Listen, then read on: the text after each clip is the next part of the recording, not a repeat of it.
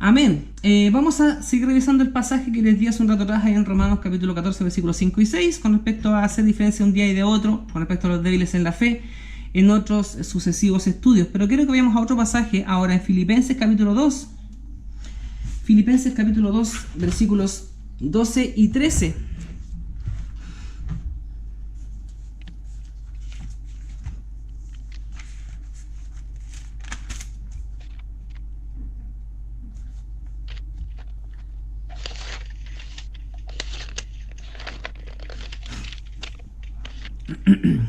Filipenses capítulo 2, versículos 12 y 13. El título ahí de ese párrafo dice luminares en el mundo.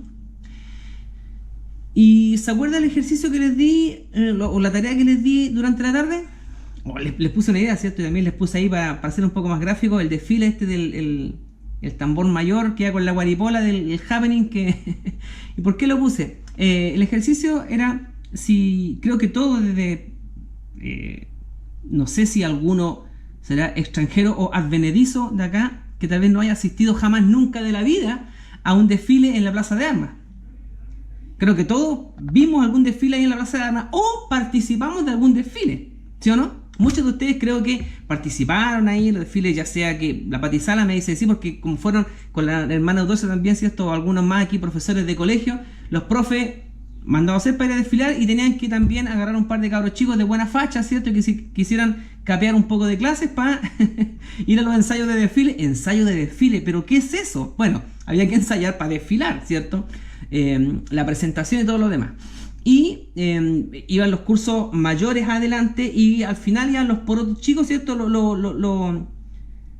Esas fichas de... esos monitos de taca-taca que iban al final, ¿cierto? Que eran todos los carritos del jardín o del kinder, ¿cierto? Los párvulos, eso iban al final atrás. Y eso ya, obviamente, la formación se había perdido completamente a esos lados, a esa altura del partido. No sé si a alguno de ustedes le tocó ser portaestandarte o si no llevaba el estandarte, ¿cierto? Tal vez llevaba la niña que llevaba la cintita, la vi que me dice que sí, a ella le tocó llevar, ¿cierto? La cintita o el estandarte. La cintita, no me acuerdo. Pero bueno, a mí me tocó, parece que me tocó también llevar la cintita o me tocó llevar, no recuerdo, en algún momento, creo que fue una sola vez cuando hicieron el traspaso de los que salíamos de octavo y los de séptimo, hacer un traspaso y creo que me tocó traspasar el estandarte a un chico, aunque jamás me tocó llevar el estandarte, me hicieron pasar el estandarte a otro por una cosa representativa. Pero en el desfile usted sabe que, ¿cierto? Los más perchas van adelante, escogen tal vez a los más esbeltos, a los más altos para que lleven ahí las cintitas del estandarte y obviamente uno que sea menos que se pueda el estandarte, no van a poner ahí a un chicoco que apenas se lo pueda o se vaya a tambalear o se le vaya a caer el estandarte. Sería terrible que algo así pasara. El que lleva el estandarte tiene que ser alguien que tenga la capacidad de sostenerlo y caminar un trecho bastante largo con el estandarte ahí. Bueno, esos desfiles que nosotros vemos son desfiles bastante domésticos en los cuales los que están desfilando no han sido preparados en las artes de los desfiles. Si usted ha ido a alguna presentación de estas bandas de guerra de los colegios, me acuerdo que una vez fui a al estadio hace algún año atrás, tengo algunas fotos por ahí, y había un colegio en particular, no recuerdo de qué parte era, un poco más al sur, por ahí Los Ángeles tal vez, por esos lados, un poco más allá. Y el instructor de la banda de la banda de guerra con sus tambores, con sus flautines y todo, creo que era un ex militar, no sé, pero se notaba que la disciplina la manejaba pero al dedillo, porque los chicos tenían una formación perfecta, se desplazaban todos de una manera muy sincronizada. Era un desfile y un despliegue ahí en el estadio, pero que era fabuloso.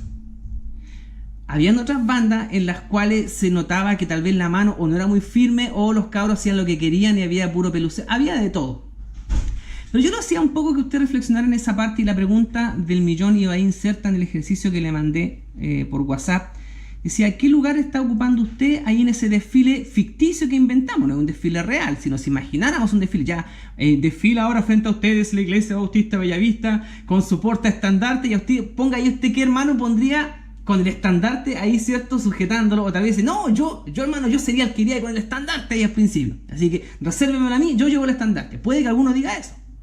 O dirá, no, hermano, ¿sabe qué? A mí páseme la tirita al lado, yo voy ahí al frente Otro dirá, no, a mí póngame en las filitas. La Pati Sara va a ir, ¿cierto? La Pati Mora va a agarrar ahí el primer hilito del estandarte. Vamos a ver a quién le ponemos el otro. Tiene que ser una que le haga la altura más o menos, ¿cierto? A la Pati. La idea era también, ¿cierto? Que fueran dos personas que tuvieran más o menos el físico similar, los que iban al lado con los hilitos. Si ponían disparejos, ¿cierto? Se notaba mucho y se afeaba la primera parte ahí del desfile.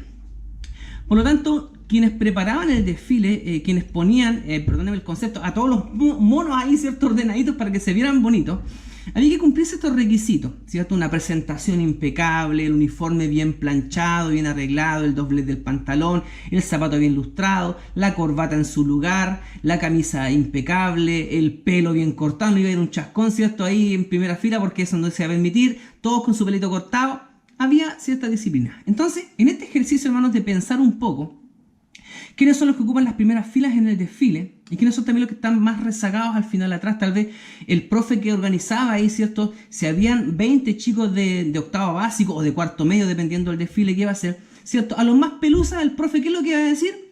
Ya ustedes, qué sé yo, o se van del desfile o se forman en la parte de atrás para que no me echen a perder la percha principal, los que van adelante. En ese desfile santo de la Iglesia Bautista de Bellavista, ¿cómo estamos para desfilar?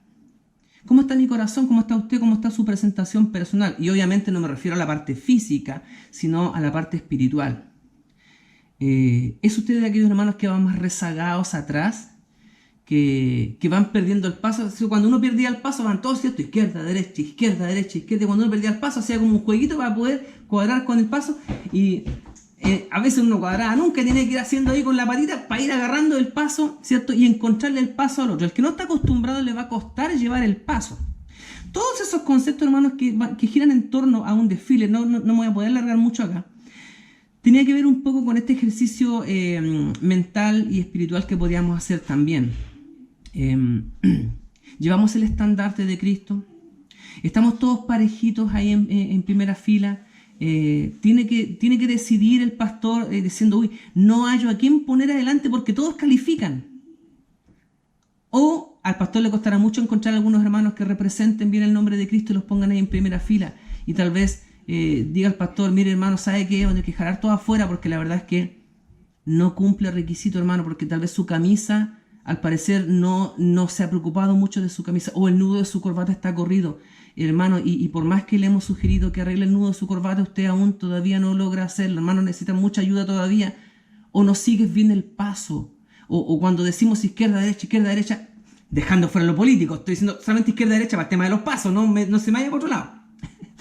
En eso, estamos todos marcando el mismo paso. Seguimos el ritmo del que lleva ahí la guaripola. Seguimos el ritmo cuando nos dicen que vamos a la derecha. Y también le ponía, después del videito les puse una imagen, ¿se acuerda del guaripola del happening? ¿Se acuerda, cierto? El compadre iba embalado, y la banda atrás tocando, pero a todo ritmo. Y en una curva, el tambor mayor, porque así se llama el que lleva la guaripola, el tambor mayor es el de la guaripola. El tambor mayor dobla hacia un lado, pero ¿qué pasa de atrás? Sigue de largo. Y el tambor mayor con su guaripola iba embalado como 20 cuadras más allá. Pero hace rato que la banda se había perdido. Y fuera del chiste, hermano, fuera del meme, fuera del mono esa de la figura, de lo que nos evoca humorísticamente, ¿cómo va nuestra congregación marchando? Dirigida, no digo tan solo por el pastor, sino por el cuerpo de líderes. Creo, hermanos, que acá nosotros hablamos del pastor Silvio, pero hablamos también de un cuerpo de liderazgo que está ahí. Hermanos que le animan a usted, que vamos, creo que muchos llevamos, y ustedes también están en eso, hermanos, llevando esta guaripola y marcando en cierto sentido el ritmo. ¿Cuántos vamos en esa vuelta, en esa esquina? ¿Cuántos girarán con nosotros y seguirán el ritmo y el paso? ¿Y cuántos seguirán embalados de largo y no se van a dar, tal vez? Bueno, el que no se da cuenta en este caso era el guaripola, ¿cierto? El resto de la banda seguía, pero el guaripola no se había dado cuenta que nadie lo seguía atrás. Podemos sacar muchas ilustraciones en base a eso. Tal vez líderes que han perdido un poco el sentido y que tal vez van en una orientación cuando su congregación va en otro sentido. Podemos sacar un montón de ideas de ahí también, un montón de ilustraciones, un montón de enseñanzas con respecto a eso. Pero tal vez el mensaje central, hermanos, es estar preocupado para dónde vamos. Como dice el dicho, preocupado de saber para dónde va la micro. y no subirme en una micro que no me corresponde, o subirme en una micro que me vaya a dejar en cualquier otro lado, sino poder ir todos juntos y lleguemos todos juntos al destino. Y Filipenses capítulo 2, versículos 12 y 13, como les digo, no vamos a andar más allá en esto porque hay harto que hilar acá. Y lo que dice el pasaje es, ocupado de vuestra salvación. Algunos han pensado que esto tiene que ver, hermanos, que la salvación depende de nosotros, el ganarla o perderla, pero no tiene que ver con eso. Tiene que ver con un trabajo incesante y sin interrupción en este proceso de santificación. Y recordaba mientras anotaba acá estos apuntes, lo que decía el hermano Mario Zambrano, los cristianos de las 3 S, sentados, salvados, sentados y servidos. Ese cristiano salvado, sentado y servido no se ha ocupado en su salvación, no la ha trabajado. Insisto, no es para ser más salvo de lo que ya soy, porque ya soy salvo. El punto está en que a lo que se refiere Pablo es, debemos trabajar sin interrupción en esta cinta transportadora en la que hemos sido puestos en la salvación. La cinta transportadora comienza con un objeto muy básico, y a medida que avanza en la cinta transportadora, se le van añadiendo componentes hasta hacer de ese elemento que entró por el principio de la rueda, ¿cierto? Y llegó hasta el final convertido en un producto terminado. Lo que trabajamos acá en Bellavista, en la fábrica, muchos, a pesar de que trabajamos en secciones distintas, conocíamos, creo que el proceso completo, ¿cierto? Mi papá, qué sé yo, ¿quién más trabajó ahí de los que están presentes? La Pati Mora. A pesar de que trabajábamos en secciones distintas, creo que conocíamos todo el proceso, ¿cierto? La industria, a pesar de que uno decía era grande, hay otras que son pero gigantescas. La Bellavista acá es bastante modesta en cuanto a tamaño y nosotros podíamos en media hora recorrer toda la planta rápidamente y conocer todo el proceso.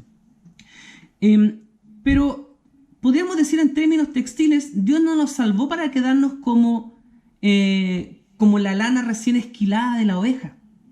Usted ha visto tal vez algunos videos ahí de la fábrica o conocido parte del proceso en alguna visita. Dios no nos salvó para quedarnos en la lana sucia ahí como está. Algunos dirán, no, pues hermano, nos sacó de ahí, ¿cierto? Para lavarnos ahí. ¿Cómo se llama? El lobo se llama esa, ¿no? No recuerdo cómo se llama esa máquina, ¿ya? Entonces, se lavaba y se lavaba muchas veces hasta que ni siquiera quedaba 100% limpia. Aún quedaban partes que había que después quemar en otros procesos. Pero tampoco se quedaba ahí, sino que avanzaba y seguía otros procesos más de hilatura, de estirado, de selección de distintos tipos de lana para volver a hacer también distintos tipos de hilo y finalmente salía el producto. Usted iba donde el José Peña iba a comprar una tela y tal vez no veía todo el trabajo que había detrás. Y uno cuando ya había trabajado en la fábrica y tomaba una de esas telas, sabía todo lo que había pasado antes de llegar a hacer ese producto terminado. Podía entender y apreciar mejor el proceso de fabricación de la tela. Pero usted no habría ido al salón de venta a comprar una mota de lana sucia. Probablemente tampoco, aunque algunos sí compraban un cono de hilo hilado para hacer cierto un tejido artesanal. Pero ese no era el propósito de la industria bellavista. No era ni vender esa lana en motas sucias de oveja, no era vender carne de ovejas, no era vender el hilo, sino que era vender la tela terminada, procesada, terminada y acabada. No en sus procesos intermedios, sino en el final. Cuando el apóstol nos dice ocúpense en su salvación, nos está diciendo trabajen en el proceso. Lo que enriquece el proceso de ser un cristiano. Ahora, dice el pasaje también, en el versículo 13, es Dios quien produce el querer y el hacer. Es decir, el deseo y las acciones. La experiencia de la conversión no es el final del proceso de salvación. La experiencia de la conversión, cuando usted entregó su corazón al Señor, cuando usted abrió su corazón para que Cristo entrara en su corazón, no fue el final de un proceso. La salvación en usted y en mí es el principio del proceso, es el principio del trabajo de Dios, es el principio de la ocupación. Por eso cuando Pablo dice, ocupaos en vuestra salvación, es decir, hermano, usted ha sido puesto en el inicio de la cinta de producción. Dios lo salvó y lo puso ahí, no para que se quede en el inicio, sino para ser trabajado por Dios. Pero no es que usted se quede ahí, ¿cierto?, echadito de espalda y Dios comienza a hacer todas las cosas ahí con usted sin que usted mueva un solo dedo.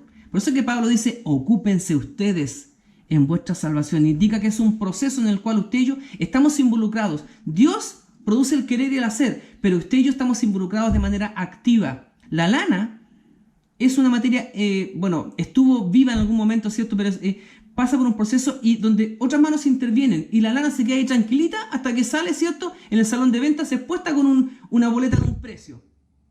Pero no hizo nada. Pero en la salvación, hermano, usted y yo, no es que nos quedemos echaditos de espalda y que Dios, ¿cierto?, nos prepare, nos entregue al final hasta cuando nos haga entrar en la santificación completa. No quiere decir que en ese tiempo hemos estado inactivos, por el contrario. Y una vez más insistimos, hermanos, en que ha sido un proceso súper y muy activo. Insisto, la experiencia de la conversión no es el final del proceso de salvación, sino solo el comienzo. La salvación, la experiencia de la conversión no es sino el punto de partida de esta carrera. No es la meta, es el punto de partida. La meta, dice Pablo, al premio del supremo llamamiento. No pretendo haberlo ya alcanzado, dice Pablo, sino que prosigo hacia la meta. No estoy en la meta, dice Pablo, estoy en la carrera. Partí desde la partida, ¿cierto? Ahí estuve y estoy en la carrera, pero aún no he llegado. Dice, prosigo a la meta. Dios me salvó y me puso aquí para comenzar esta carrera. No para ser salvo, porque ya lo soy, sino para completar mi proceso en el cual Dios me ha puesto el perfeccionamiento y la santificación. La meta, en este sentido, es una vida de servicio. Ya hemos clasificado para la carrera. No estamos corriendo para ser clasificados, sino que ya clasificamos para la carrera. Dios nos clasificó y nos puso ahí para comenzar esta carrera. Yo nunca corrí una maratón. Como que no me entusiasma mucho, ¿eh?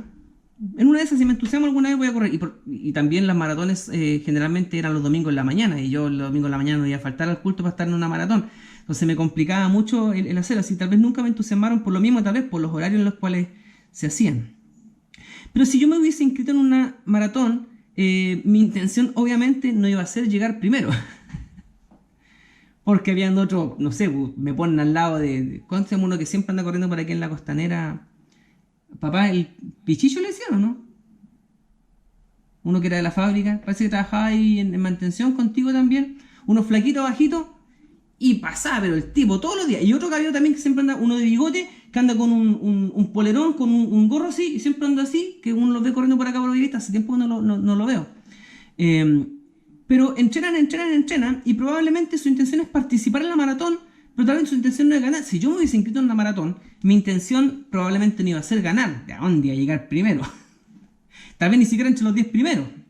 Pero si me hubiese inscrito en una maratón, mi propósito no habría sido llegar primero, sino llegar a la meta. No sé si usted ha visto de repente algunos reportajes o las noticias cuando hay estas maratones en Santiago, o chilenos que van a la gran maratón en Nueva York, creo que es. En Boston también hay maratones bien famosas que hay en otros países. Y algunos chilenos de acá van a ese maratón y entrenan durante bastante tiempo, y otros se tiran así nomás.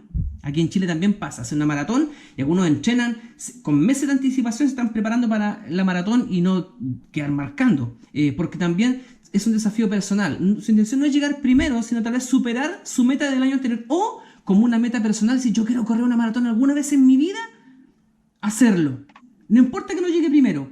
No importa que me demore, si todos se demoran, en promedio creo que el 41 kilómetros, el promedio son 2 horas y algo para los más secos. Los más piola, 3 horas y media, 4 horas. Pero hay gente que ha llegado después de 5 o 6 horas, reventado. Y se acercaba gente como para ayudarle y ellos no querían ayudar, querían llegar por su cuenta.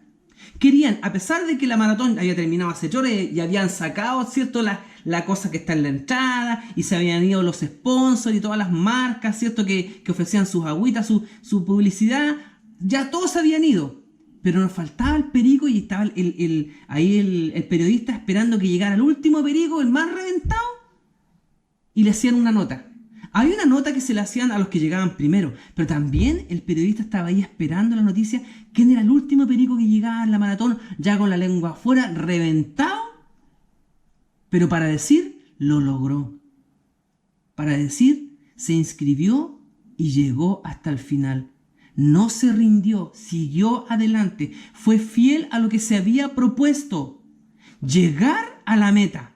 No importa cuándo, no importa cómo, arrastrándose a duras penas, tal vez con dignidad o humillado así transpirado y colorado como tomate, pero llegó a la meta.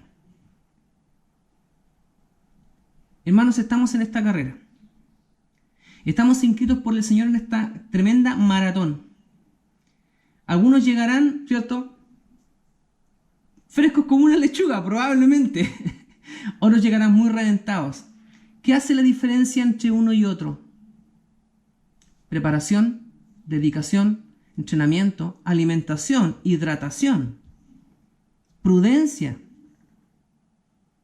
sacrificio, esfuerzo, temple, decisión. Todas esas cosas que acompañan una carrera. Todas esas cosas que nos acompañan en la carrera de la vida, hermano. No es una carrera, lo expresamos en términos deportivos y prácticos acá, pero es la carrera de la vida. ¿Qué tanto empeño le ponemos? ¿Qué tanto estamos entrenando? ¿Qué tanto nos estamos preparando? ¿Qué tanto nos hemos hidratado espiritualmente? ¿Qué tanta proteína hemos ingerido? Yo no me voy a mandar, 4 completos al hilo antes de una maratón.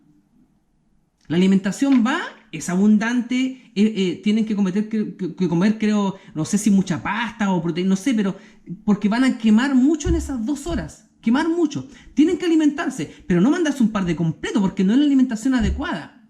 Entonces, ¿es comer? Sí, pero saber comer.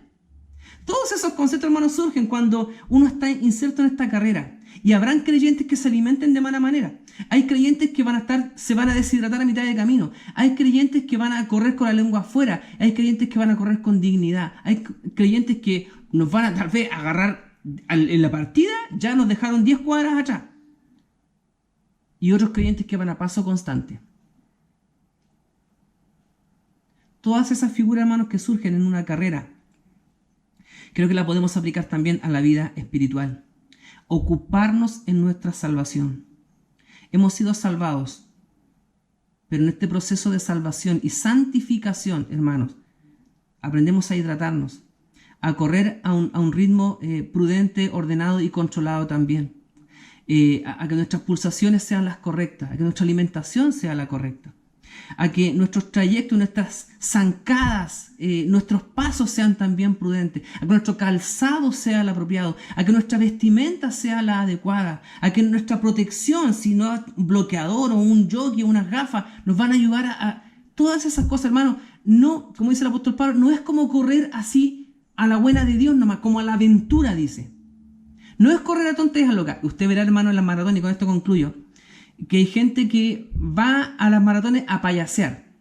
En un buen sentido van. Y van disfrazados de viejo pascuero, van disfrazados de Superman. Y obviamente con esos trajes encima no van a correr los 42 kilómetros muertos de la risa. Porque se debe correr ligero, con la vestimenta adecuada. Pero usted verá superhéroes corriendo, gente disfrazada de dinosaurio, vestidos de payaso, vestidos de alguna marca en particular, vestidos de una botella de cerveza, o vestidos tal vez de alguna marca de otra cosa, de alguna tienda particular, e irán con todas esas cosas corriendo, pero solamente para hacer un chiste, una humorada.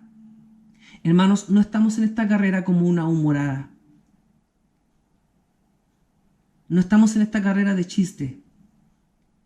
Esta carrera es seria. Ahora, no quiere decir que andemos con cara de Paco todo el día. Perdóname si hay algún aquí uniformado. No, pero hermanos, es una carrera que es seria y debe ser tomada con la seriedad que corresponde. Yo le invito, hermano, a que nos ocupemos en nuestra salvación. Es la invitación del apóstol Pablo. Y creo que si estamos acá presentes, hermano, también es una parte en que usted demuestra su preocupación en su salvación. Usted entiende que no ha sido salvado por el Señor simplemente para quedarse de brazos cruzados, sino que siente también que cada día es necesario alimentarnos, que cada día es necesario crecer, que cada día usted necesita una palabra de Dios. Y probablemente, hermano, usted ya no pueda vivir más si no recibe un devocional diario. Y espero que así sea. Que nos hayamos bien acostumbrado, para no decir mal acostumbrado, que nos hayamos acostumbrado positiva y sanamente a recibir todos los días una palabra de Dios de labios de algún hermano o hermana de nuestra congregación. Espero que nos hayamos bien acostumbrados. Los que nos toca hacer los devocionales, también nos toca entregar alguna palabra, también nos hayamos bien acostumbrados a que nos toca una vez a la semana o una vez cada 2 semanas la Patimora, ¿cierto? La palabra, la Patisala todos los jueves también, que nos hayamos disciplinado de cierta manera para hacer aquello que se nos ha encomendado. Creo, hermanos, que en ese sentido ha sido saludable para nosotros y gracias a Dios, en cierto sentido, por esta pandemia que nos ha ayudado a muchos de nosotros a ordenarnos espiritualmente, a ordenarnos en nuestro estudio de la palabra. Y a usted, hermano, que tal vez no es de los que entrega los devocionales, el pastor nos invitaba los días también a hacerlo, también le ha ayudado a usted a que todos los días recibe palabra de Dios. Así que en ese sentido, hermanos, creo que ha sido positivo este tiempo también. Y si bien yo no podrá decir algún hermano, yo no estaba muy ocupado de mi salvación, pastor, hermano, no estaba muy ocupado de mi salvación, pero esto me ha ayudado para ocuparme más. Y me ha dado un propósito diario de escuchar y recibir estos devocionales. Amén. Dios nos bendiga, hermanos. Ocupémonos de nuestra salvación con temor y temblor, dice el apóstol Pablo ahí en Filipenses capítulo 2, versículos 12 y 13.